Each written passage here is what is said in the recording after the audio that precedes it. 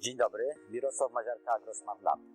Rak bakteryjny pomidorów wywoływany przez bakterię Clavibacter micinagensis subspecies micinagensis jest najgroźniejszą chorobą bakteryjną pomidorów pod osłonami. Bardzo mi miło poinformować, że AgroSmart Lab na podstawie 3-letnich badań opracował technologię, procedury zastosowania kwasu podchlorawego do skutecznego ograniczania, kontroli, a nawet leczenia chorych roślin. Jest 30 czerwiec 2023. Jesteśmy w 4,5-hektarowym gospodarstwie szklarniowym, w którym wiosną zaobserwowano typowe objawy raka bakteryjnego, czyli więdnięcie wierzchołków oraz pojawiające się takie objawy na liście. Badania laboratoryjne wykazały, że jest tutaj sprawca Clavibacter micinagensis oraz dodatkowo jeszcze Pseudomonas syringae, który wywołuje bakteryjną cętkowatość pomidora. Pod koniec maja zastosowaliśmy w tym gospodarstwie taką 3-dniową kurację z zastosowaniem kwasu podchlorawego, ustabilizowanego kwasu podchlorawego AgroEsa i okazało się, że po 2 tygodniach, kiedy zrobiliśmy ponownie badania laboratoryjne, nagle tych bakterii prawie w ogóle nie było. Co się okazało?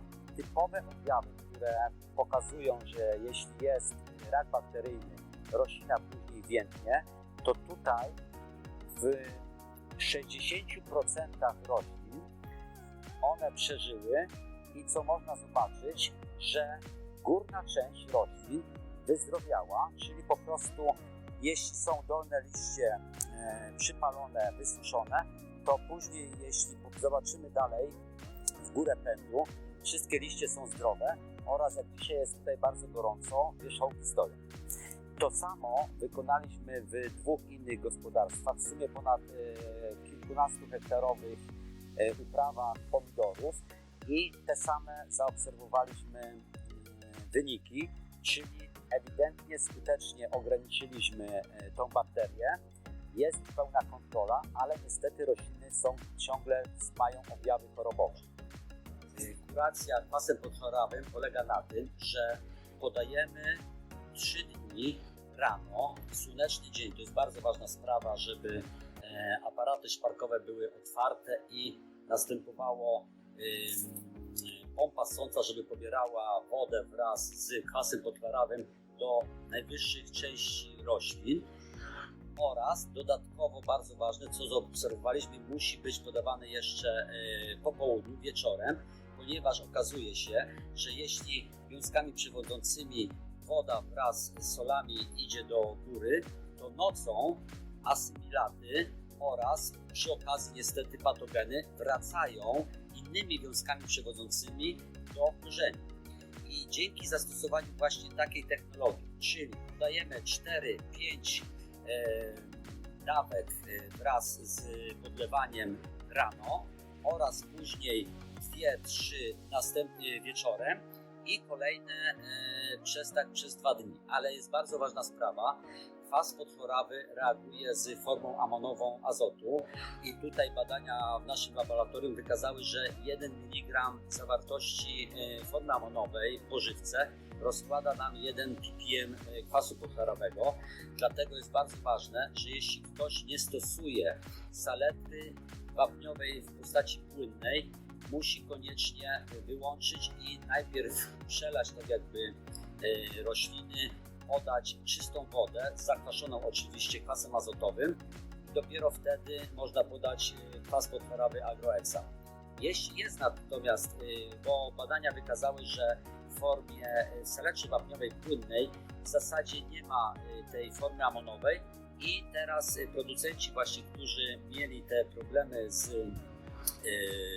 rakiem bakteryjnym, stosują właśnie saletrę wapniową płynną, gdzie mogą podawać cały czas też kwas podchlorawy. Podajemy 2,5% stężenie AgroEsa, ale koniecznym parametrem jest tutaj właśnie zbadanie, czy przypadkiem nie ma właśnie tej formy amonowej. Mierzymy tak zwany potencjał ORP redox, który mierzymy po wyjęciu kapilary z powiedzmy najdalszych części szklarni, dokąd dochodzi cały system nawadniający i najlepiej, aby on miał wtedy przy dojściu do rośliny powyżej 900 mV. Niektórzy dlatego w zależności od wody może być troszeczkę podane wyższe stężenie. Chociaż w większości przypadków już 2,5% stężenie kwasu podchorowego to jest 50 ppm czystego kwasu podchorowego wystarcza. Później zalecamy co tydzień zrobić podobnie rano i wieczorem, ale już może być z mniejszą dawką, ponieważ całkowicie bakterii trudno będzie w tym roku, kiedy już jest, a na przykład w tym gospodarstwie te olbrzymie ilości były tych bakterii, to badania wykazały, to trzeba to powtarzać.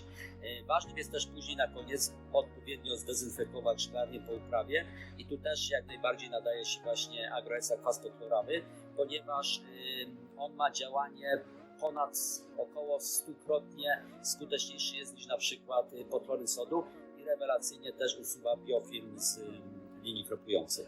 Zobaczmy teraz do środka rośliny, jak właśnie wygląda wiązki przewodzące w chorej, ale już powiedzmy wyleczonej roślinie.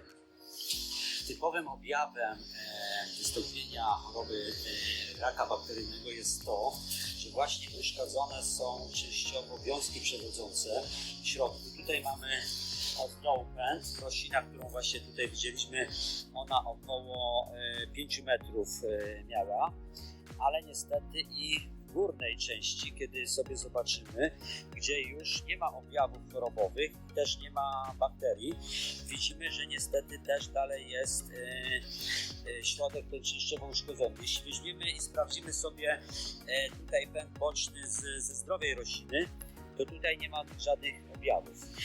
I to, co to powoduje, zauważyliśmy, że po procesie usuwania bakterii konieczne jest odbudowanie siły rośliny, czyli zastosowanie różnych biostymulatorów do wzrostu korzeni.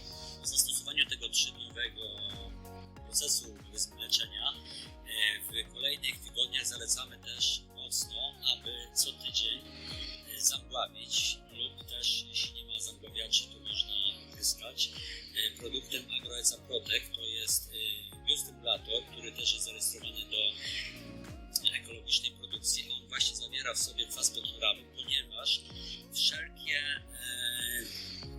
prace związane z pielęgnacją roślin powodują, że ta bakteria może się przenosić i najskuteczniejsze powiedzmy ograniczanie rozprzestrzeniania się jest właśnie poprzez zamgławianie.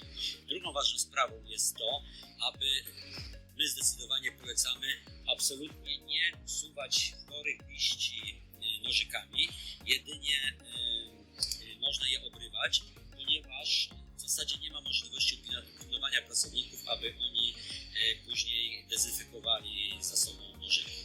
W podsumowaniu chciałem powiedzieć, że skuteczność produktów Agroeca na bazie ustabilizowanego kwasu podchorowego została potwierdzona w badaniach laboratoryjnych, gdzie sprawdziliśmy z firmą Bioactive, w jakim stężeniu kwas podchlorawy niszczy w odpowiedniej ilości bakterię Campylobacter nicinagensis i okazało się, że już przy 25 ppm, to jest 1,25% Agroecy, ta bakteria ginie.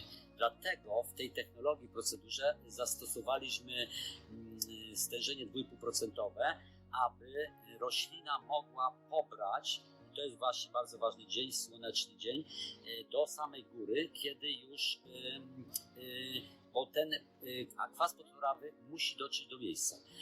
Co jest bardzo ciekawe, wstępne wyniki badań prowadzone w Instytucie Ogrodnictwa nad wirusem TOBR-V wykazały też bardzo dużą skuteczność w ograniczaniu tej choroby, ale o tym już będzie w następnym odcinku. Do widzenia.